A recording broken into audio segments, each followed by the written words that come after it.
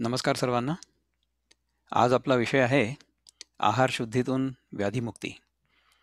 या विषयावर मी गेले 3-3.5 वर्ष अनेक प्रयोग करतोय आणि त्या प्रयोगांमधनं मला जो अनुभव मिळाला, तो मी तुमच्यासोबत आज शेअर करणार आहे. तर मी जे सांगेन ते तुम्हाला पटेलच असा माझा आग्रह नाही आहे. या सगळ्या प्रेझेंटेशनमधनं तुम्हाला जे सोयीचं असेल ते तुम्ही अवश्य घ्या आणि याचे प्रयोग करून बघा. परंतु याचे प्रयोग आपल्या मनाने कुठल्याही मार्गदर्शनाशिवाय करणं धोक्याचं असू शकतं, ठरू शकतं. त्यामुळे मार्गदर्शनाखालीच करा. कारण कसं असतं, की सगळेच्या सगळे जर तत्त्व आपल्याला माहिती नसले ना, तर आपल्याकडनं काही चूक होऊ शकते आणि असं जर झालं, तर मग त्याचा आपल्याला त्रास होऊ शकतो. तर तसं करू नये आपण. जे आपल्याला मार्गदर्शन करू शकतात त्यांच्याकडनं मार्गदर्शन घ्यावं आणि मग ते प्रयोग आपण करावेत. तर हेच मी आपल्याला सांगेन. ठीक आहे. तर मी साधारण एक अर्धा तास वगैरे बोलण्याचा प्रयत्न करतो. तेवढ्यात ते संपवण्याचा प्रयत्न करतो आणि मग त्याच्यानंतर आपण प्रश्नोत्तर घेऊ. ठीक आहे. तर पहिल्यांदा मी कुठलंही प्रेझेंटेशन करण्यापूर्वी हे सांगतो, की हे जे सांगितलं जातंय, ही सर्वसाधारण तत्त्व आहेत. General information. ठीक आहे ना? तर याचा आपल्या आयुष्यामध्ये जर अंगीकार करायचा असेल, तर तो समजून-उमजून जर केला तर ठीक आहे. आपल्या मनाने न समजता जर केलं आणि जर आपण स्वतःहून प्रयोग केले आणि मग ह्याच्यापासून काही धोका निर्माण झाला, तर मग तुम्ही मला येऊन नका सांगू. तुम्हाला जर काही करायचं असेल, तर तुम्ही मला विचारा. मी तुम्हाला सांगू शकतो, की काय-काय करणं तुमच्यासाठी आवश्यक आहे. त्याच्याबद्दलही मी या प्रेझेंटेशनच्या शेवटी शेवटी सांगणार आहे आपल्याला. तर ते आपण काळजीपूर्वक ऐका आणि मग आपण पुढे जाऊ. तर बघा, की मूलभूत तत्त्व जी असतात ना निसर्गाची, ती मी पहिले सांगणार आहे. त्याच्यानंतर आपलं आरोग्य आपण कसं काय चांगलं ठेवावं. त्यानंतर आहार म्हणजे शिजवलेलं अन्न आणि कच्चं अन्न या दोनमध्ये काय फरक आहे? त्याच्यामुळे शरीरामध्ये काय होऊ शकतं?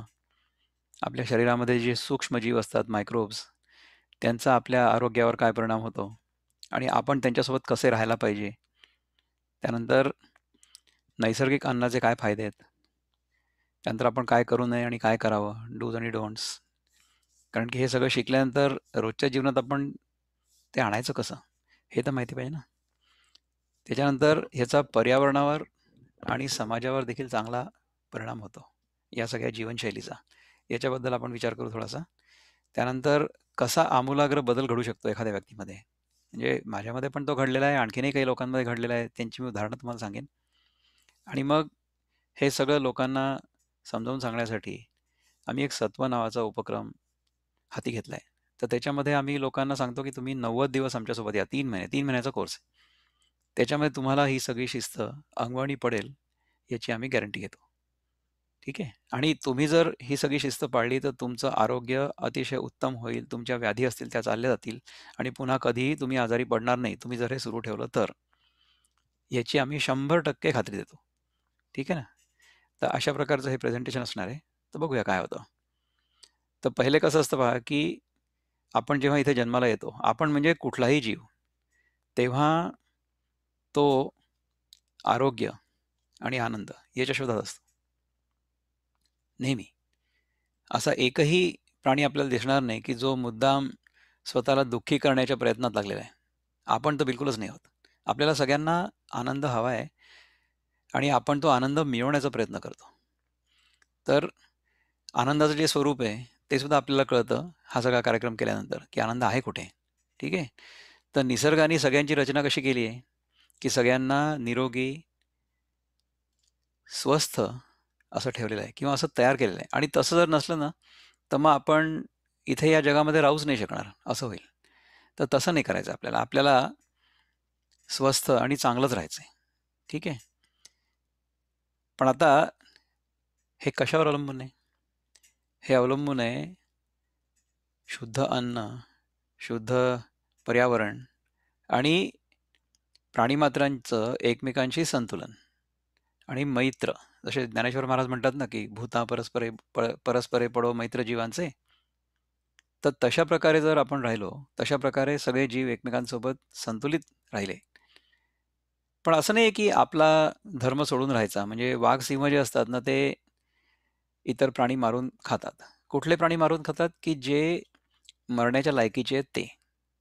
म्हणजे आपण पुष्कळदा असे व्हिडिओज बघतो पहा टीव्हीवर.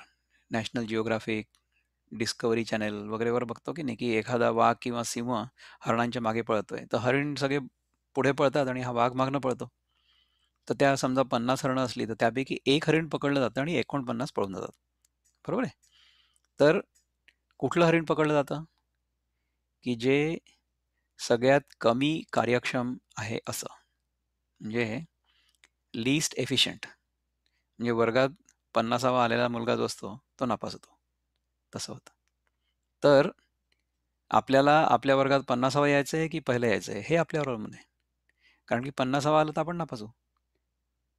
निसर्गामध्ये ना चुका नाही होत कधीच. निसर्ग हा परिपूर्ण आहे आणि कार्यक्षम आहे, एफिशियंट. तिथे अकार्यक्षमता म्हणजे इनएफिशियन्सी नावाचा प्रकारच नाही आहे. तर जर आपण आपलं आयुष्य कार्यक्षमतेने चालवलं आणि कुठल्याही बाबतीत आपण अकार्यक्षम नाही झालो, तर निसर्ग आपल्याला खूप चांगला ठेवतो. म्हणजे आपला पहिला नंबर येतो. 50वा नाही येत. म्हणजे आता बघा की गेल्या दीड एक वर्षात करोनाच्या काळामध्ये सगळेच्या सगळे तर नाही मेलेत. पुष्कळसे लोक जिवंत आहेत ना. तर कोण मेलेत? की ज्यांना दुसऱ्या कुठल्या व्याधी होत्या किंवा ज्यांची रोगप्रतिकारशक्ती कमी झाली होती, अशाच लोकांना बाधा झाली आहे. ज्यांची रोगप्रतिकारशक्ती चांगली आहे त्यांना काही नाही झालं. म्हणजे झाला असेल, कोरोनाची बाधा झाली असेल, परंतु त्यांना काही त्रास नाही झाला त्याचा.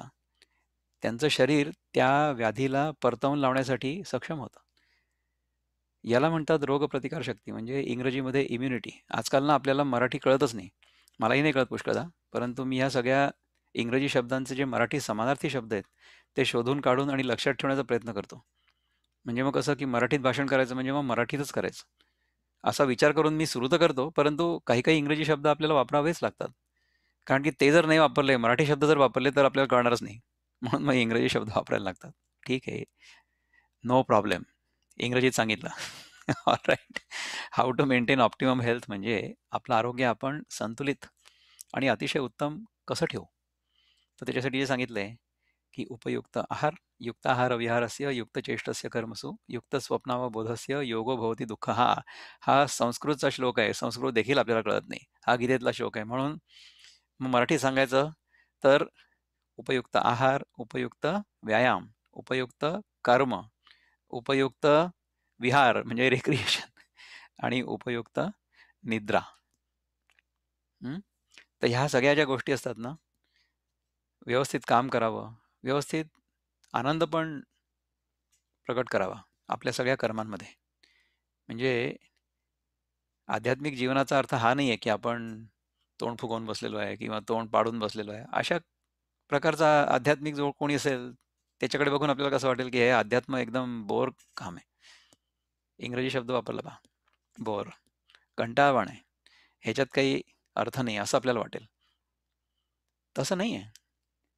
आध्यात्मिक जीवन म्हणजे आपल्यातनं आनंद सारखा प्रगट होणे. याला म्हणतात आध्यात्मिक जीवन. ठीक आहे ना? तर त्याची जी पहिली पायरी आहे, ती पहिली पायरी म्हणजे आहार शुद्धी. समजा आहार आपला शुद्ध नसला आणि आपल्या शरीरात जर व्याधी असल्या आणि समजा आपण ध्यानाला बसलो, काय होईल? लक्ष कुठे जाईल? डोकं दुखत असेल तर डोक्याकडे जाईल, कंबर दुखत असेल तर कमरेकडे जाईल, पाय दुखत असतील तर पायांकडे जाईल. अशा प्रकारचं शरीर काय कामाचं आहे? ध्यानासाठी अजिबात कामाचं नाही. त्यामुळे ते व्यवस्थित राहण्यासाठी हे सगळं करायला पाहिजे. आता समजा ह्याच्या उलटं झालं तर काय होईल? ह्याच्या उलटं झालं तर बरोबर होणार नाही, नाही का? आता पहा की आपण कुठलाही प्राणी जरी बघितला, मनुष्य प्राण्याव्यतिरिक्त, तर कुठलाही प्राणी आपल्या अन्नावर कुठल्याही प्रकारची प्रक्रिया करत नाही. जसं अन्न निसर्गामध्ये उपलब्ध आहे, तसंच अन्न तो प्राणी खातो, नाही का? परंतु आपण काय करतो? आपण ही अशी 7 स्टार थाळी तयार करतो, नाही का? आता ह्याच्यामध्ये कसं होतं, की त्या अन्नाची चव चांगली होते. It tests good. चवीला ते अन्न फार चांगलं लागतं. परंतु त्या अन्नामधलं जे सत्व असतं ना, ते शिजवल्याने किंवा त्यावर कुठलीही प्रक्रिया केल्याने कमी होतं, असं होतं. मग काय होतं, की आपल्याला सत्व आणि ऊर्जा जेवढी आवश्यक आहे तेवढी घेणं तर क्रमप्राप्त आहे. घेणारच आपण, नाही का? पण त्याच्यासाठी आपल्याला जास्त अन्न खायला लागेल, असं होईल. तर अशा प्रकारे जर आपण राहिलो, तर काय झालं, की आपल्या शरीराची अन्न ग्रहण करण्याची आणि अन्नाचं रूपांतर ऊर्जेमध्ये करण्याची जी क्षमता होती, कार्यक्षमता, एफिशियन्सी, ती कमी झाली. म्हणजे काय झालं, की आपण निसर्गाच्या नियमांपेक्षा दूर गेलो. निसर्गाने आपल्याला काय सांगितलं होतं, की कार्यक्षम असायला हवं आणि आपण जाणीवपूर्वक कार्यक्षम असू शकतो, राहायलाच पाहिजे. पण तसं जर आपण नाही राहिलो, तर काय होईल? तर निसर्ग आपल्याला एलिमिनेट करेल, म्हणजे नापास करेल, असं होईल. तसं नको व्हायला. ठीक आहे? तर नैसर्गिक अन्न कुठल्या प्रकारचं असतं? निसर्गाने आपल्यासाठी काय उपयुक्त अन्न तयार केलेलं आहे? तर त्याच्यामध्ये फळं येतात, भाज्या येतात, हं, अंकुरित दाणे येतात, बिया येतात. अशा प्रकारच्या गोष्टी आहेत, की ज्या निसर्गाने आपल्याला फोटोसिंथेसिसच्या माध्यमातून तयार करून दिल्यात. तर तशा प्रकारच्या वस्तू आपल्या आहारामध्ये जास्तीत जास्त असाव्या. ठीक आहे? कारण की त्यांच्यामध्ये पाचक रस असतात. पाचक द्रव्य म्हणजे एन्झाईम्स. जे अन्न नैसर्गिक आणि जिवंत असतं. जिवंत कुठल्याही अन्नामध्ये पाचक रस असतात. पण ते आपण जेव्हा शिजवतो तेव्हा पाचक रस चालले जातात. एन्झाईम्स जे असतात ना, पाचक रस, हे असे खूप मोठे प्रोटीन्स असतात. तर प्रथिनं, त्या प्रोटीन्सना समजा आपण तापवलं ना, तर मग ते डिनेचर होतात. म्हणजे काय होतं, की त्यांची जी काम करण्याची शक्ती असते ना, ती चालली जाते. म्हणजे ती मरून जातात बेसिकली.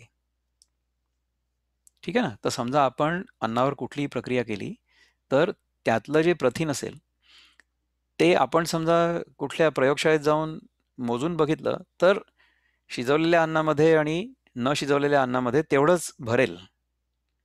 परंतु न शिजवलेल्या अन्नामध्ये, नैसर्गिक अन्नामध्ये त्याची कार्यक्षमता आपल्या शरीरामध्ये गेल्यानंतर जास्त असेल. हा फरक पडतो. आणि अशा प्रकारे आपण जेव्हा खातो, तेव्हा एनर्जी एफिशियंट असतो आपण. म्हणजे ऊर्जेच्या दृष्टिकोनातून आपण कार्यक्षम असतो. आपण कमीत कमी ऊर्जेमध्ये जास्तीत जास्त आपलं हे जे यंत्र आहे ते चालवतो. म्हणजे शरीर. अशा प्रकारे जेव्हा आपण राहतो, तेव्हा आपली जी इंद्रिय असतात ना, ती स्वच्छ होतात. आपली जीभ स्वच्छ होते. म्हणजे सकाळी उठल्यानंतर दात नाही घासले तरी चालतात. आणि त्या रसनेवर, त्या जिभेवर कुठल्याही गोष्टीची चव, नैसर्गिक वस्तूची चव खूप चांगली येते. म्हणजे नैसर्गिक अन्न हे रसपूर्ण, चविष्ट आणि प्राणशक्तीयुक्त असं असतं. हे जे इंग्रजी लिहिलं आहे, त्याचं मी मराठी भाषांतर करतोय बोलता बोलता. असली परीक्षा का बरं द्या तुम्ही मला, प्रीती?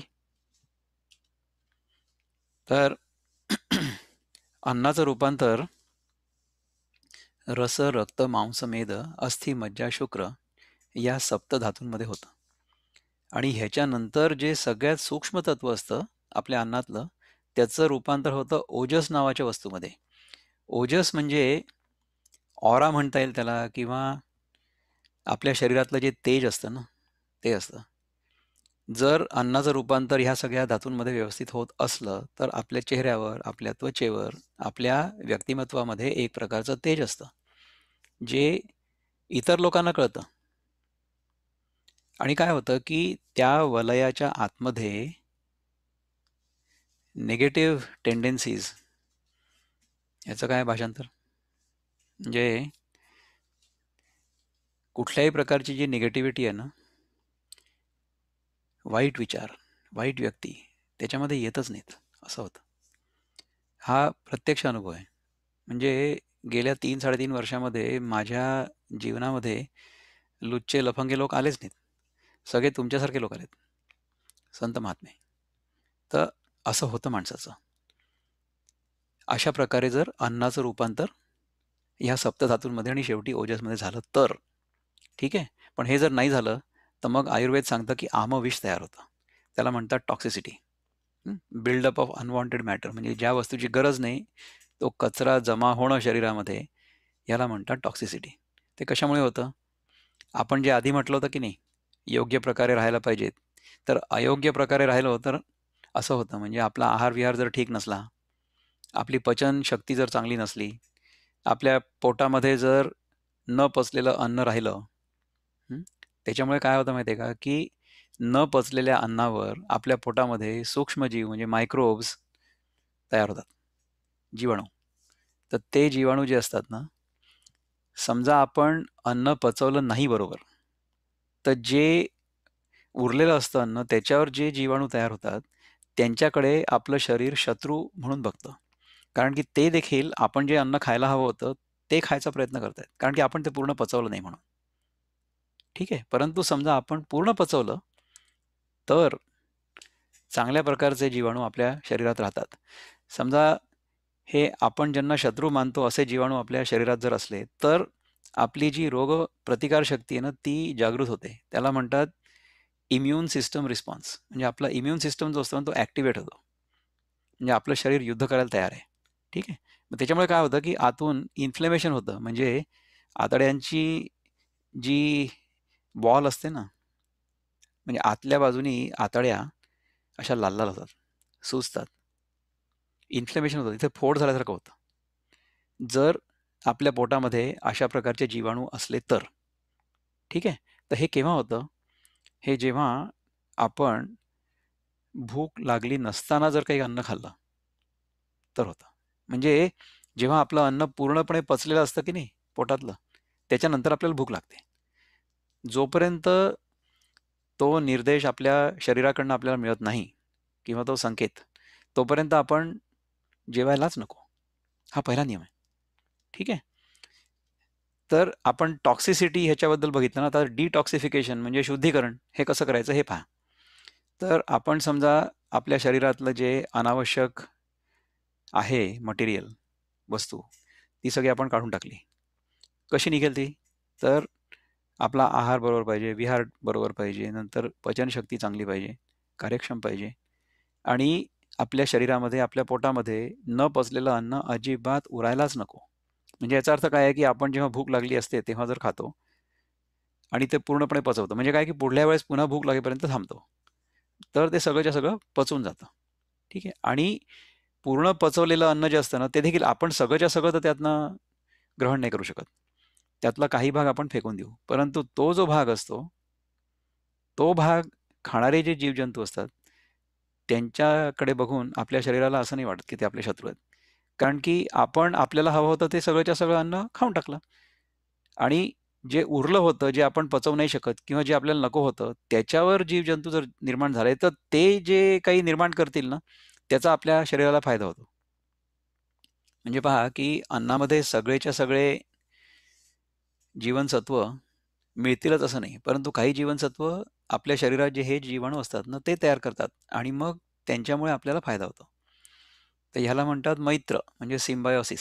सिम्बायोटिक रिलेशनशिप आपली तयार होते, ह्या सगळ्या जीवजंतूंसोबत. ठीक आहे? तर हे आपले मित्र असतात.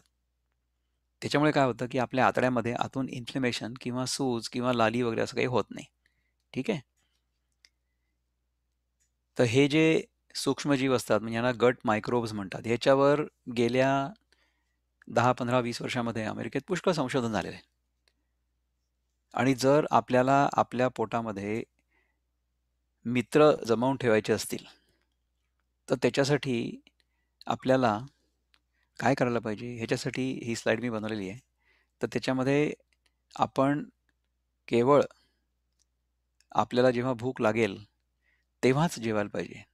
तर ते कसं करता येईल, की 2 जेवणांच्या मध्ये उपवास करायला पाहिजे. त्याला म्हणतात इंटरमिटेंट फास्टिंग. म्हणजे आता मी सकाळी समजा काही खाल्लं, तर त्याच्यानंतर दुसऱ्यांदा खाण्यापूर्वी मला चांगली भूक लागलेली असली पाहिजे. तर माझ्या केसमध्ये काय होतं पहा, की मी सकाळी साधारण 8 ते 10च्या दरम्यान केव्हा तरी खातो. आज मला खायला वेळ झाला नाही.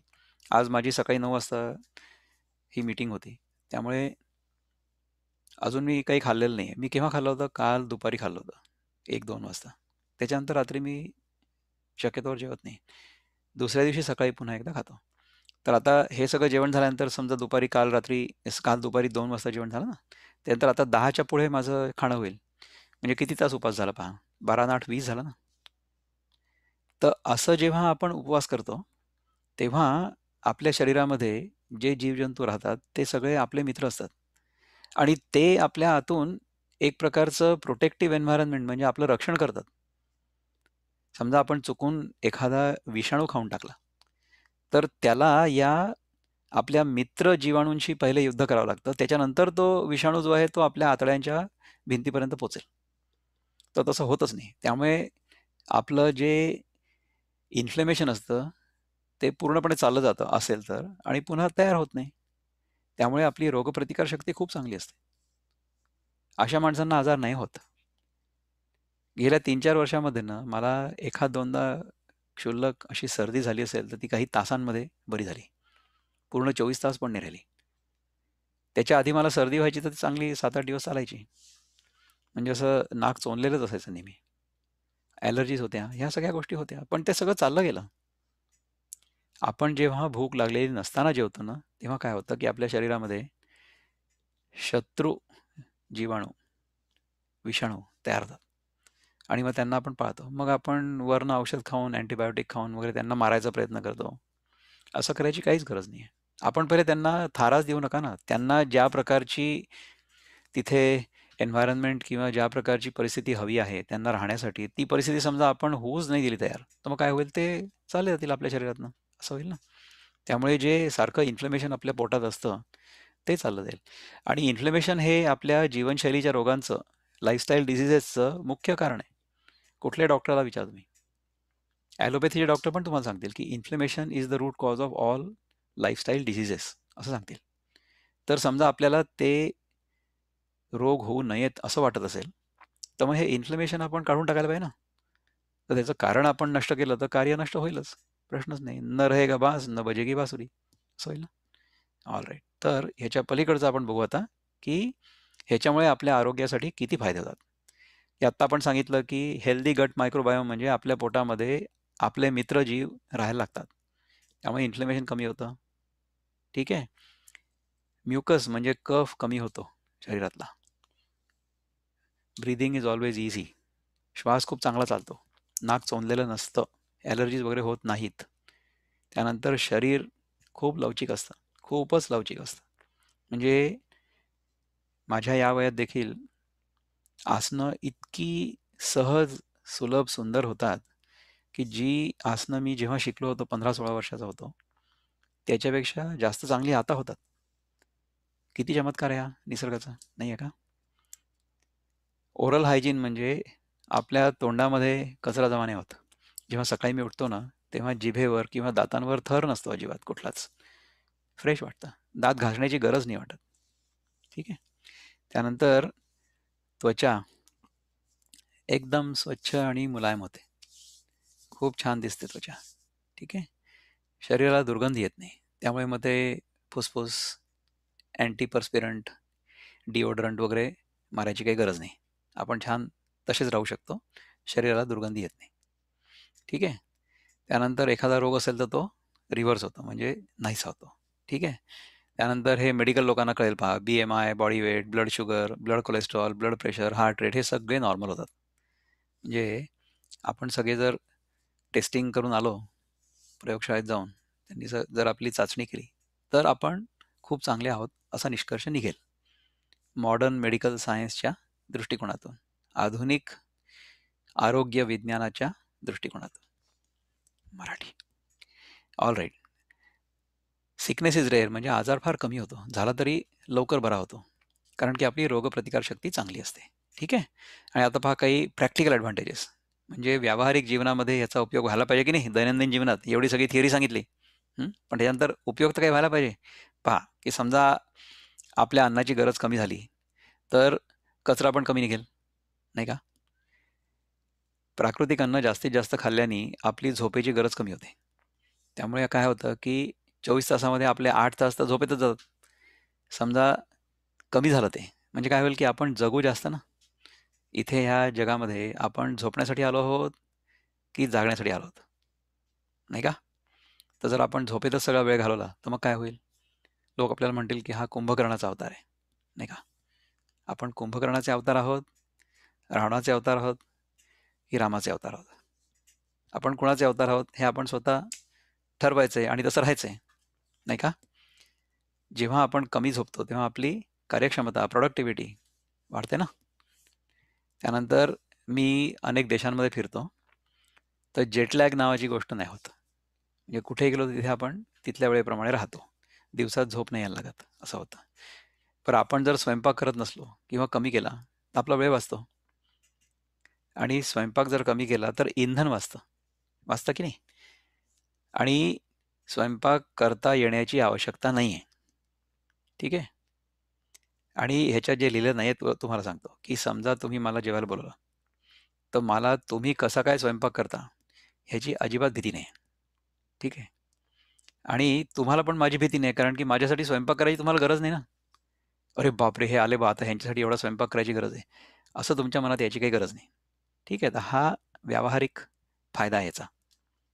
ठीक आहे? आता बघा की डोंट्स आणि डूज म्हणजे काय करू नये आणि काय करावं ह्याची लिस्ट हे तुम्ही प्रिंटआउट घ्या आणि फ्रिजवर तुमच्या चिकटवून ठेवा. ठीक आहे ना? तर पहिला डोंट म्हणजे की विचार न करता, मार्गदर्शनाअभावी हे सगळे स्टंट, हे सगळे ॲडव्हेंचर्स, हे सगळे प्रयोग अजिबात करू नका. पहिला नियम काय आहे आयुष्यातला, की मला जोपर्यंत भूक लागलेली नाही आहे, तोपर्यंत मी जेवणार नाही. ठीक आहे? तसंच मला जोपर्यंत तहान लागत नाही, तोपर्यंत मी पाणी नाही पिणार किंवा कुठलंही पेय नाही पिणार. उगीचच्या उगीच समोर दिसतंय म्हणून प्यालो किंवा कोणीतरी सांगितलं, की रोज 8 पेले तुम्हाला पाणी पिणं आवश्यक आहे. अजिबात नाही. तुम्हाला जर तहान लागली असेल, तर अवश्य पाणी प्या. तहान नसेल, तर तुम्ही जर पाणी प्यालात, तर ते पाणी तुमच्या शरीराला फेकून देणं भाग पडतं आणि त्यामुळे तुमच्या किडनीवर त्याला काय म्हणतात? कुठलं पिंड? त्याला त्रास होतो. ठीक आहे ना? तर तुम्ही तसं अजिबात करण्याची गरज नाही आहे. त्यानंतर दिवसातून 2 पेक्षा जास्त वेळा जेवू नये शहाण्या माणसाने. ठीक आहे? डॉक्टर दीक्षित सांगतात ना, ते ऐका त्यांचं तुम्ही. सर्वसाधारण माणसाला आजकालच्या जीवनामध्ये जी व्यक्ती दिवसभर ऑफिसमध्ये बसून काम करते, तिला 2 पेक्षा जास्त वेळा खाण्याची गरजच नाही पडायला पाहिजे. अच्छा, तुम्ही बाहेर समजा क्रिकेट खेळताना तुम्ही विराट कोहलीसारखं टेस्ट मॅच म्हणजे 2 तास, नंतर पुन्हा 2 तास, मग पुन्हा 2 तास. असं समजा आपण 6 तास क्रिकेट खेळलो दिवसभर. तर तुम्हाला 2-3 काय 4 वेळा पण जेवावं लागेल. तर जेवा तुम्ही. तुम्हाला भूक लागेल. परंतु जर आपण पॅव्हलियनमध्ये बसलेलो आहोत आणि आपण फक्त हातवारे करतो आहोत, तर समजा आपण विराट कोहलीसारखं जेवायला लागलो, तर मग आपलं काय होईल? विराट कोहलीच्या पेक्षा दुप्पट पोट होईल आपलं. असं होईल. तसं करण्याची अजिबात गरज नाही आहे. आता दुसरा नियम कसा आहे, की आपण जेव्हा जेवायला बसतो ना, भूक लागल्यानंतर जेव्हा आपण जेवायला बसतो, तेव्हा आपण जर हळू व्यवस्थित जेवलो. कसं जेवलो? वदनी कवळ घेता, नाम घ्या श्रीहरीचे, सहज हवन होते, नाम घेता फुकाचे, जीवन करी जीवित्वा, अन्न हे पूर्ण ब्रह्म, उदरभरण नव्हे जाणीजे यज्ञकर्म. यज्ञकर्म जर आपण केलं, सावकाश, देवाचं नाव घेत, मनातल्या मनात, तोंडाने नका घेऊ, नाही तर मग खाऊ नाही शकणार. तर प्रत्येक घास व्यवस्थित चावून खाल्ला, तर एक 15 ते 20 मिनिटामध्ये ना एक ढेकर येतो छोटासा. ह्याचा अर्थ काय आहे, की आपलं पोट 50% अन्नाने भरलेलं आहे. कारण की आधी पूर्ण रिकामा होता ना. तर जर आपण त्याच्यात अन्न भरत गेलो, तर काय होईल, की त्यातली जी आधीची हवा होती, ती तिला दाबल्या जाईल ना. मग ती जाईल कुठे हवा? मग ती ढेकराच्या रूपामध्ये बाहेर येते. हा छोटासा ढेकर आपल्याला पहिल्यांदा जेव्हा येतो, त्याच्याकडे लक्ष ठेवायचं आणि तो आल्याबरोबर थांबायचं. ठीक आहे? म्हणजे मग काय होईल, की 50% भाग अन्नाने भरलाय. त्याच्यानंतर थोडंसं त्यात आपण पाणी टाकलं तर टाकलं, म्हणजे गरज पडली तर. नैसर्गिक अन्न जेव्हा आपण खातो, तेव्हा पाणी प्यायची गरजच नाही पडत. ठीक आहे? आणि नंतर मग त्याला चांगलं छान पचू द्यावं. आपण नाही का घरी मिक्सरमध्ये एखादी चटणी करतो, तेव्हा ते मिक्सरचं भांडं काय पूर्णच्या पूर्ण कोथिंबीर आणि खोबरं ह्यानी भरतो का? नाही भरत. अर्धच भरतो. मग त्यात थोडंसं पाणी टाकतो आणि मग आपण ते मिक्सर फिरवतो. मग त्याच्यानंतर ती चटणी चांगली होते. तसं जर नाही केलं, तर काय होईल, की ते मिक्सरमधनं सगळं ओव्हरफ्लो होईल.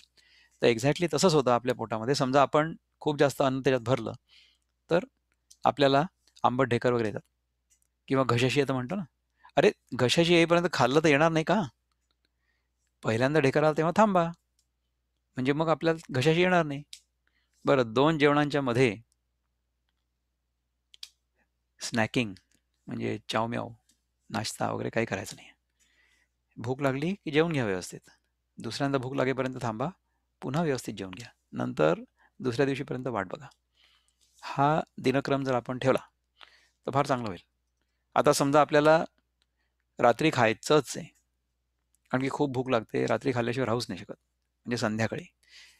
पहिले पहा की दिवसात जेवायला पाहिजे. सूर्यास्त होण्यापूर्वी आपलं दुसरं जेवण संपलेलं पाहिजे. ठीक आहे? त्यानंतर कुठल्या गोष्टी खायला नको? तर उत्तेजक पदार्थ किंवा ज्यांनी जसं कॉफी आणि चहा असतं ना, तरतरी येते, तशा प्रकारचे पदार्थ नाही खायचे. किंवा प्राण्यांपासून तयार होतात ते पदार्थ नाही खायचे. आणि जे प्रक्रिया केलेले पदार्थ आहेत, प्रोसेस्ड फूड्स, ते नाही खायचे. म्हणजे मग त्याच्यामध्ये साखर आली किंवा मैदा आला, अशा प्रकारच्या वस्तू नाही खायच्या. कारण की अशा प्रकारच्या वस्तूंनी आपल्या शरीरामध्ये ज्या प्रकारचे बदल घडतात ना, ते आपल्यासाठी आरोग्यासाठी चांगले नसतात. त्यामुळे ते नाही करायला पाहिजे. ठीक आहे?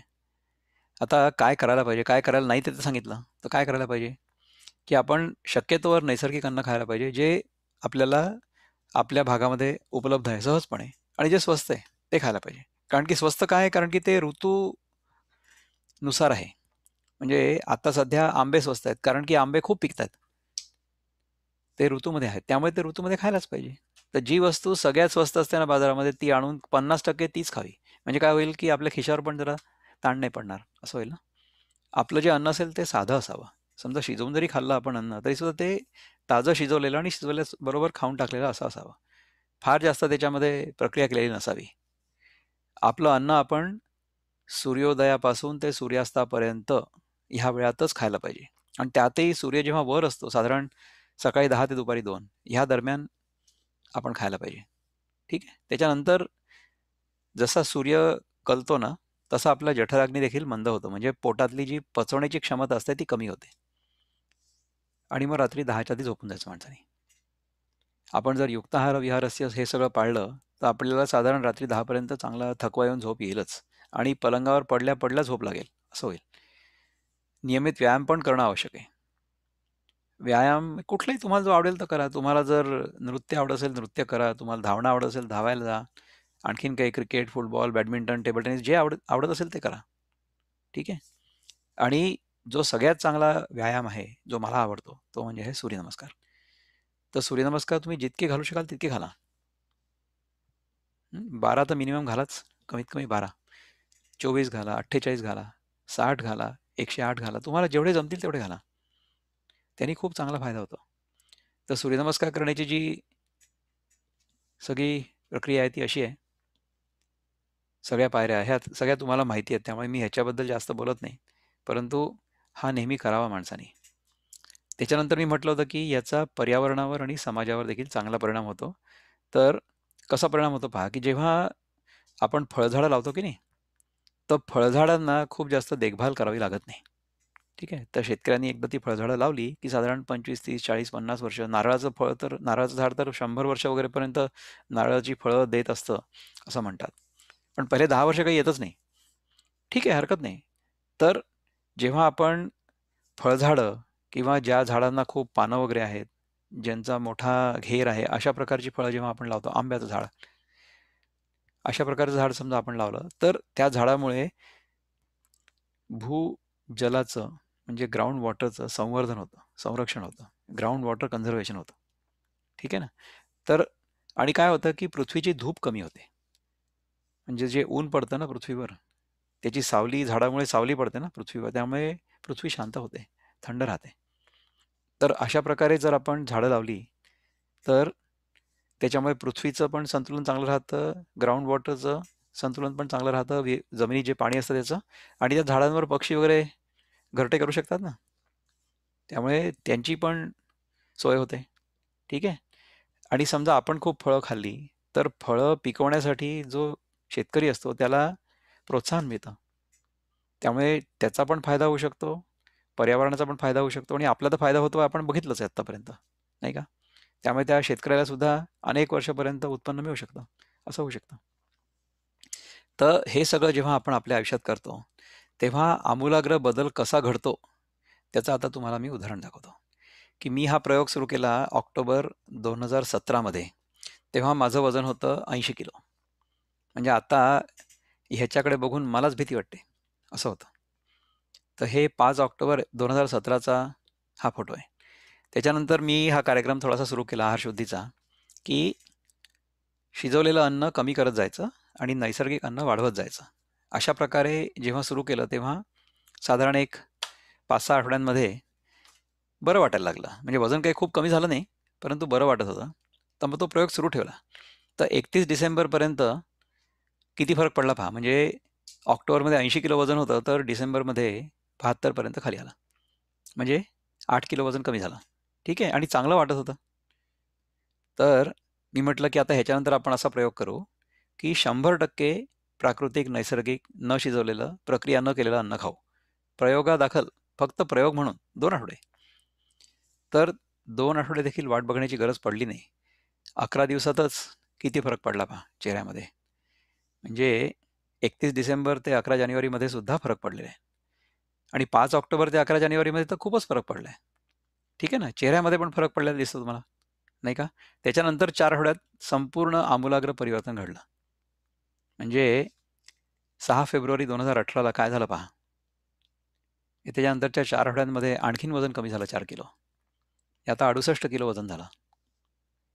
ठीक आहे ना? 80 ते 68 साधारण 3 महिन्यात झालं. ठीक आहे? तर अशा प्रकारचं ट्रान्सफॉर्मेशन म्हणजे परिवर्तन माणसामध्ये घडू शकतं. तर माझी उंची आहे 5 फूट 8 आणि वय होतं तेव्हा 56. तर एवढं परिवर्तन घडलं. तर आता मेडिकल डॉक्टर जे आहेत त्या लोकांना हे सगळे नंबर्स कळतील. तर कंबर 36 पासून ते 31 इंचापर्यंत आली. वजन 80 पासून 68 किलोपर्यंत आलं. ब्लड प्रेशर 130/90 होतं ते 100/70 पर्यंत आलं. रक्तातलं जे ग्लुकोज असतं ते 150 वरनं 100 पेक्षा खाली आलं. कोलेस्ट्रॉल जे होतं ते 200च्या वर असायचं ते 150 पेक्षा खाली आलं. तर ह्या सगळ्या गोष्टी आपोआप घडल्या. निसर्गाच्या नियमांचं पालन केल्यामुळे, औषध न घेता. ठीक आहे? आणि जे तुम्हाला सांगितलं होतं ना, की शरीर लवचिक बनतं वगैरे किंवा शक्तिशाली बनतं. तर शक्ती केवढी आहे पहा, की आपल्या हातांवर आपलं शरीर उचलता येऊ शकतं. आणि संतुलन बघा कसं आहे, की बॅलन्स. पहिलं जे आहे ते बकासन आहे, दुसरं जे आहे ते मयूरासन आहे. त्यानंतर लवचिकता म्हणजे पाठीचा कणा किती वाकतो, तर खाली वाकल्यानंतर पूर्ण पंजे खाली टेकतात. इतकं सहज शरीर वाकतं ह्या वयात देखील. आता दुसरा एक मी तुम्हाला फोटो दाखवतो, दुसरं उदाहरण. ही आहे माझी बहीण पूजा केसवानी म्हणून, ती असते पुण्याला. तर ती आहे साधारण 5 फूट 2-3 इंच आणि तिचं वजन होतं 72 किलो. तर नैसर्गिक अन्नाचा प्रयोग केल्यानंतर तिचं वजन झालं 58 किलो. तर ही आता अशी दिसते.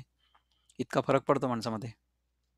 म्हणून आम्ही दोघांनी मिळून काय ठरवलं, की हा सगळा जो अनुभव आहे ना आपला, तो लोकांना देखील कळला पाहिजे आणि लोकांना देखील त्याचा फायदा झाला पाहिजे. तर त्याच्यासाठी आम्ही एक सत्व नावाचा उपक्रम हाती घेतला.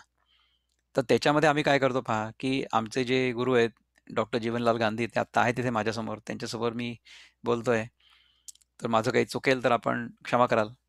आणि ह्यांनी गेल्या 55 वर्षामध्ये लाखो लोकांना त्यांच्या ज्ञानाचा आणि त्यांच्या सेवेचा लाभ करून दिलेला आहे. तर हे आमचे गुरु आहेत. आणि मी माझा जो अनुभव आहे, तो मी तर इंजिनिअर आहे, मी डॉक्टर नाही आहे. परंतु मी हे जे प्रयोग केले आहेत आणि त्याचा मला जो अनुभव आला आहे, त्याच्या आधारावर मी लोकांना मार्गदर्शन करतो. त्यानंतर आमची एक बहीण आहे, दुसरी श्वेता चिखले म्हणून. त्यांनी मास्टर्स इन डायटिक्स केलेलं आहे आणि डायबिटीज एज्युकेटर आहेत त्या. तर त्या पण आमच्यासोबत असतात. आम्ही काय करतो, की लोकांना हे समजावून सांगतो, की we are what we eat. म्हणजे आपण, आपलं शरीर, आपण जे अन्न खातो त्यापासून तयार होतं. जर आपलं अन्न शुद्ध असलं, आहार शुद्ध असला, तर आपलं चित्त शुद्ध होतं. आहार शुद्धीतून चित्तशुद्धी होते आणि आपल्या प्रत्येकाला हा अनुभव घेता येणं शक्य आहे. तर आम्ही हे सगळ्यांना सांगण्याचा प्रयत्न करतो. आम्ही काय करतो, लोकांना म्हणतो, की तुम्ही 90 दिवस आमच्यासोबत या, 3 महिने. त्याच्यामध्ये आम्ही तुमचा हात धरून तुम्ही जिथे आहात असाल, तिथून आम्ही तुम्हाला जिथे तुम्हाला जायचं तिथपर्यंत घेऊन जाऊ.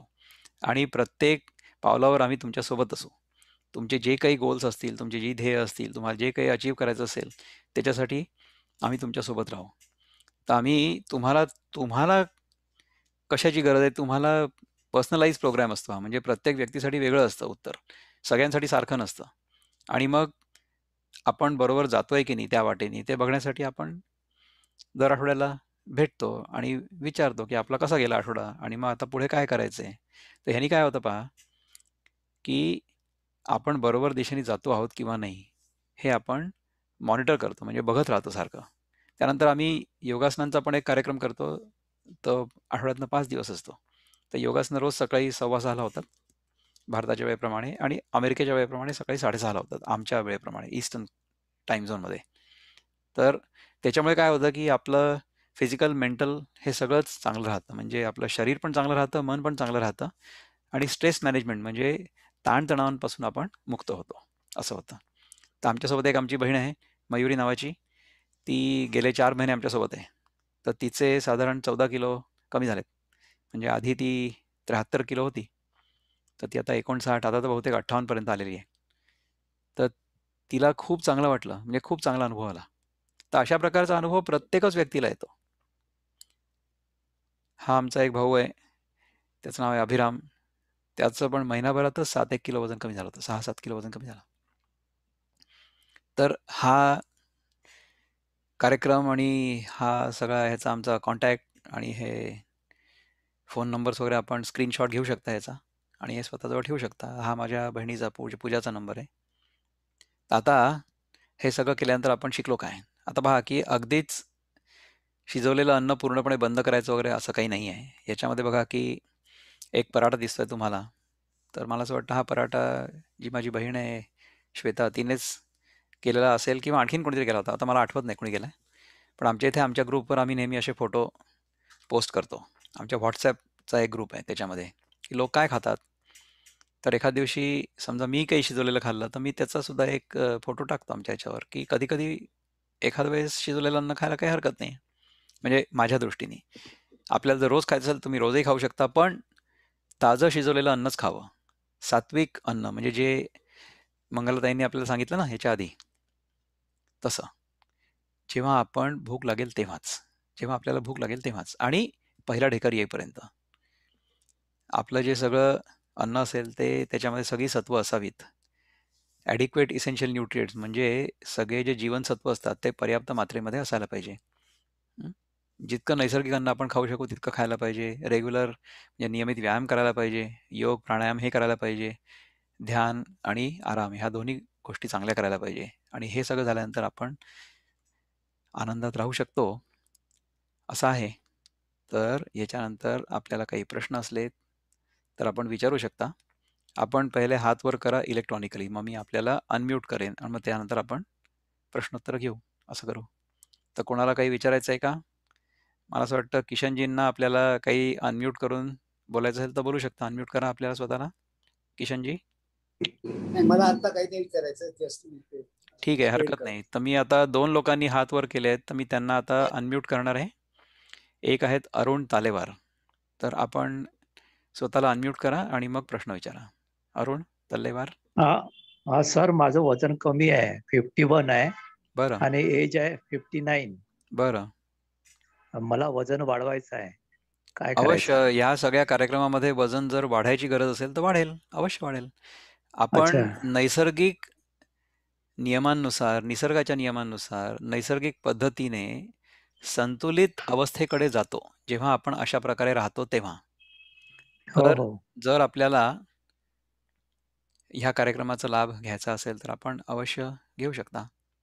अच्छा अच्छा. हाईट आहे 5.7 वजन आणि वाढेल ना आपलं. वजन अवश्य वाढेल. का नाही वाढणार? म्हणजे नॅचरलच खातो मी, जेव्हा भूक लागते तेव्हा खातो आणि या सर्वच न्यू डाएट सिस्टीमचं मी पालन करतो. वाह! पण ते वजन वजन काही वाढत नाहीये. त्यासाठी काय करणार आहे? तर आपण व्यायाम काही करत असाल तर व्यायाम करा आणि हो, व्यायाम केल्यानंतर भूक जास्त सकाळी. लागेल आणि ज्याच्यामध्ये जास्त ऊर्जा आहे अशा प्रकारचं अन्न खा. म्हणजे जर पचत अच्छा असेल तर. अच्छा. म्हणजे दाणे जास्त खा, नाही बिया जास्त खा.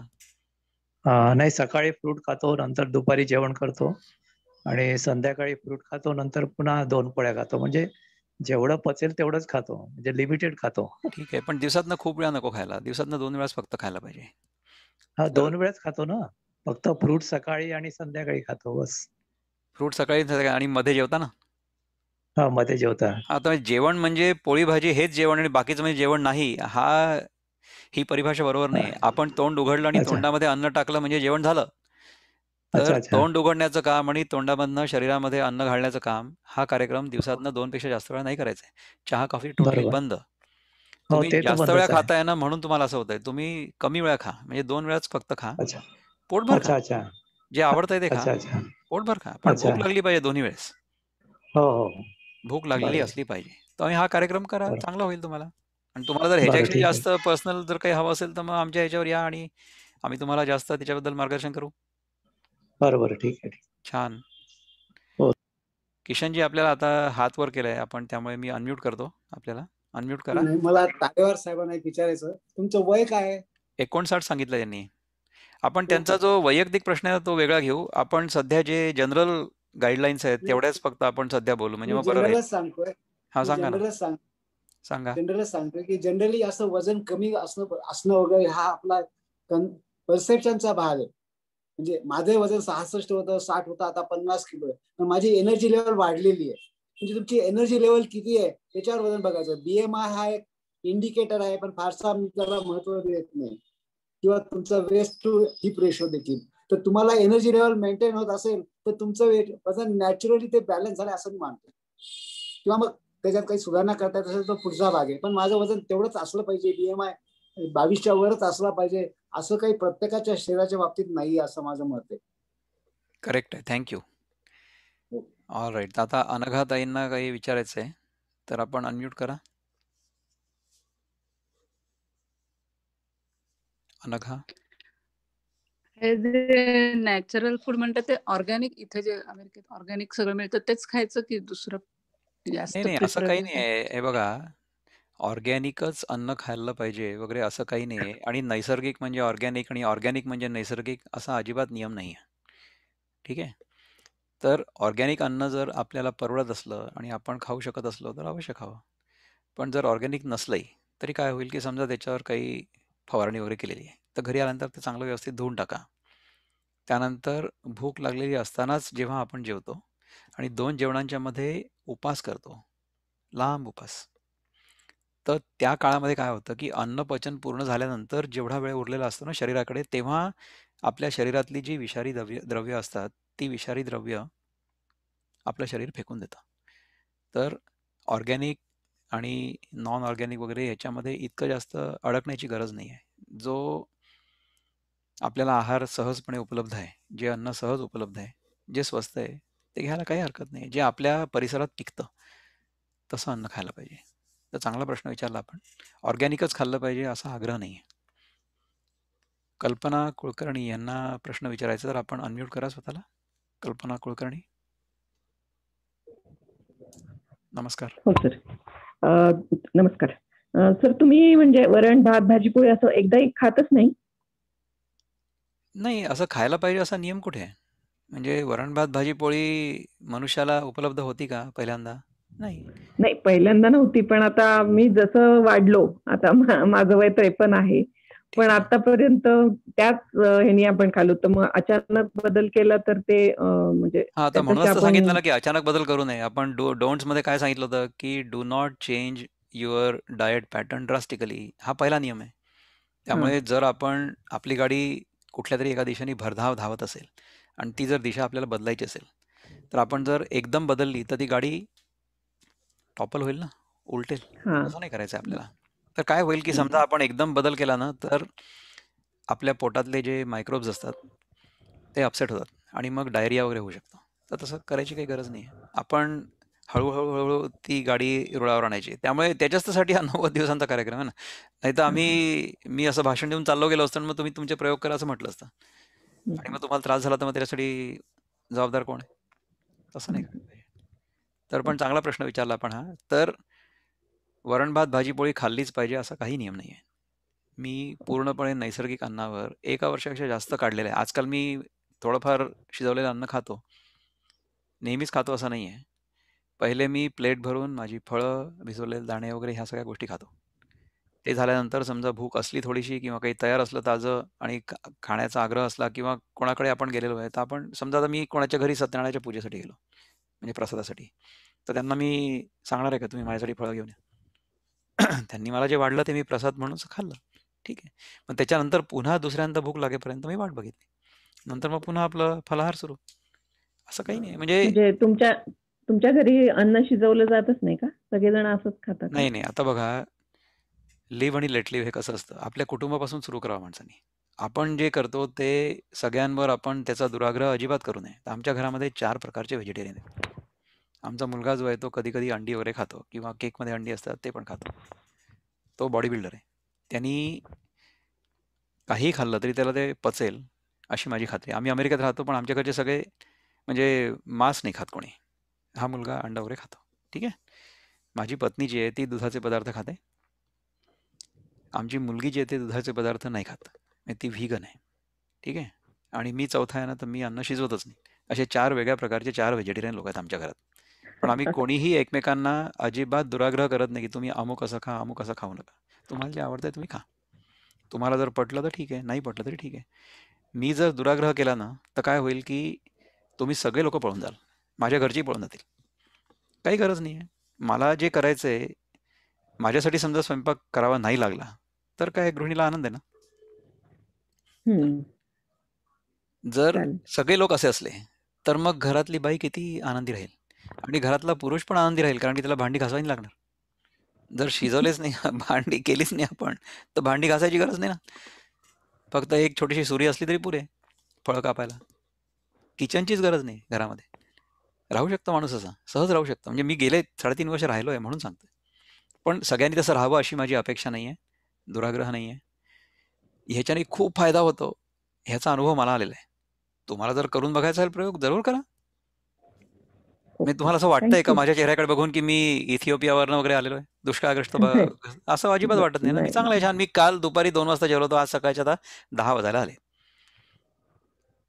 मी खूप भुकेला आहे किंवा माझ्यामध्ये त्राण नाही आहे, असं तुम्हाला वाटतंय का माझ्या चेहऱ्याकडे बघून? अजिबात नाही वाटत. उपवास करण्याची क्षमता माणसाची वाढते. जेव्हा आपण अशा प्रकारे राहतो, ॲसिडिटी वगैरे काही होत नाही, डोकं दुखत नाही, काही होत नाही. छान राहतो माणूस. The body is completely alkaline. ठीक आहे. The body is completely quiet. त्यामुळे मन उद्विग्न होत नाही, राग येत नाही, कमी येतो म्हणजे. राग येत नाही असं माझ्या बायकोला विचारा. बिलकुल राग येतो. पण रागवू नये माणसाने. राग समजा आला तर स्टेप बॅक, एक पाऊल मागे घ्या आणि दीर्घ श्वास घ्या आणि विचारा स्वतःला, की राग कोणाला येतोय? राग नेहमी पतीला येतो, पुत्राला येतो, पित्याला येतो. पण मनुष्याला राग नाही येत. आपण जो रोल घेतलेला असतो की नाही, तर त्या रोलला राग येतो. आपण राग आणि लोभ ह्या दोन्ही गोष्टी बघत असतो, त्या आपल्यामध्ये येतात जातात. आपल्यामध्ये काही बदल नाही घडत. हा विचार करा. चांगला प्रश्न विचारला. Thank you sir. सोनाली यांना एक प्रश्न विचारायचा आहे. सोनाली, अनम्यूट करायचं स्वतःला आणि सोनाली प्रश्न विचारा. व्हिडिओवर जर आलात तर आणखीन चांगली गोष्ट आहे. Sonali, you have to unmute yourself. आपण स्वतःला अनम्यूट करावं लागेल तिथून, म्हणजे मग बोलता येईल. ऐकायला येते का सर? आता छान येत आहे. गो हेड. सर, माझी तब्येत ऍसिडिक आहे. तर बरं. माझ्या तब्येतीसाठी फळं हे दुधासोबत खाणं योग्य आहे का जशीच्या तशी खाणं योग्य आहे? सगळ्यात पहिले आपण ती ॲसिडिटी कमी करण्याचा प्रयत्न करावा. तर त्याच्यासाठी कुठल्या गोष्टी खायला पाहिजे? नारळाचं पाणी, कोकमचं पाणी, अशा प्रकारच्या गोष्टी करून पहिले थोडी ॲसिडिटी कमी करायची. 2 जेवणांमधलं अंतर वाढवायचं. खूप जास्त पोटभर जेवायचं नाही. म्हणजे ह्या सगळ्या जनरल गाईडलाईन्स आहेत. तर ह्याच्याशी जास्त आणखीन पर्सनलाइज जर पाहिजे असेल तर मग कधीतरी आमच्या वेबसाईटवर आपण जर गेलात ना, तर आपण स्वतःसाठी एक 15-20 मिनिटाचा स्लॉट बुक करू शकता विनामूल्य. आम्ही तुमच्याशी बोलू, तुम्हाला सांगू, तुमचं समजून घेऊ की तुम्ही कुठे आहात सध्या, आणि मग त्याप्रमाणे तुम्हाला मार्गदर्शन करू. आणि जर त्यानंतर तुम्हाला असं वाटलं की नाही आपण 90 दिवस हे सगळं शिस्त शिकायला पाहिजे, तर मग तुम्ही शाळेत जॉईन करू शकता. काही प्रॉब्लेम नाही. ठीक आहे, ग्रेट. त्यानंतर अनघाताईंना पुन्हा एकदा प्रश्न विचारायचा आहे का? हो, हो. हां, गो हेड. मी पहिला मिस केला, उशिरा जॉईन झाले. पण हरकत नाही.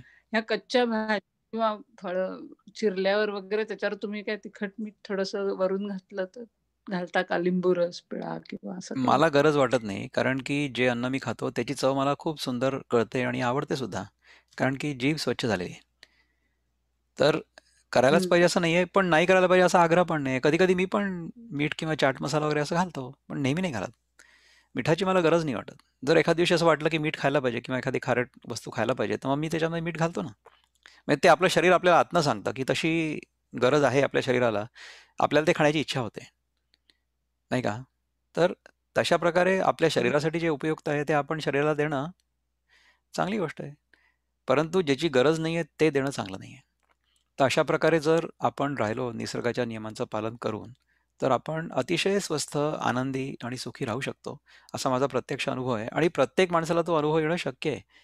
तर अशा प्रकारचा अनुभव आपल्या सगळ्यांना ह्या आयुष्यात, ह्या देहात मरायच्या पूर्वी यावा, अशी मी प्रार्थना करतो आणि आजचा हा कार्यक्रम समाप्त करतो. तर इतक्या वेळ तुम्ही माझं बोलणं ऐकून घेतलं थँक यू. त्याबद्दल धन्यवाद. नमस्कार.